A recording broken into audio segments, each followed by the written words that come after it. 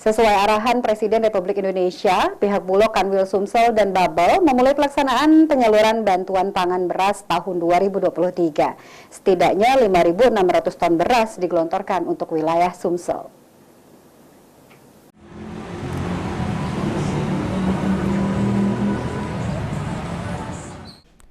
Sesuai arahan Presiden Republik Indonesia dalam upaya menjaga stabilitas pangan, menekan inflasi, serta menangani kerawanan pangan, kemiskinan, dan stunting termasuk gizi buruk, pihak Bulog, Kanwil, Sumsel, dan Babel memulai pelaksanaan penyaluran bantuan pangan beras tahun 2023 pada Selasa 4 April 2023 di Gudang Bulog Karya Baru, Jalan Kolonel Haji Berlian, Kota Palembang.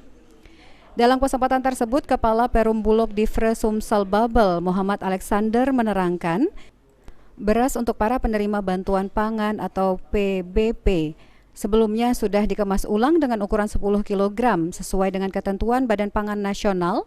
Setiap PBP akan menerima bantuan beras 10 kg. Untuk penyaluran alokasi bulan Maret, Kota Palembang akan mendapatkan alokasi sebanyak 71.882 PBP atau sebanyak 718 ton beras. Sementara untuk Sumsel akan menerima alokasi keseluruhan sebanyak 565.414 PBP atau 5.600 ton beras. Ditargetkan penyaluran akan rampung sebelum Idul Fitri. Kami siapkan yang sudah kami rebag dalam kemasan desain yang sudah ditetapkan oleh Badan Pangan Nasional dengan kemasan ukuran 10 kilo yang nantinya akan diterima oleh para penerima bantuan pangan per 10 kilo per KK atau per rumah tangga sasaran. Nah, untuk penerima bantuan di wilayah Kota Palembang adalah sebanyak 71.882 penerima bantuan, ya, atau sebanyak kurang lebih tonasenya 718 ton. Ya. Nah, untuk wilayah Sumatera Selatan sendiri kita menyalurkan sebanyak 565.414 penerima bantuan pangan, ya, atau kurang lebih 5.600 ton. Nah, ini akan kami salurkan untuk alokasi bulan Maret dan harapannya dapat kami selesaikan penyalurannya paling lambat ya sebelum Lebaran. Senada Kepala Dinas Ketahanan Pangan dan Peternakan Sumsel, Ruzwan Effendi, menuturkan sesuai instruksi Presiden, pemerintah provinsi berterima kasih dengan program ini. Diharapkan masyarakat dapat memanfaatkan program ini agar tidak ada lagi masyarakat kekurangan bahan makanan.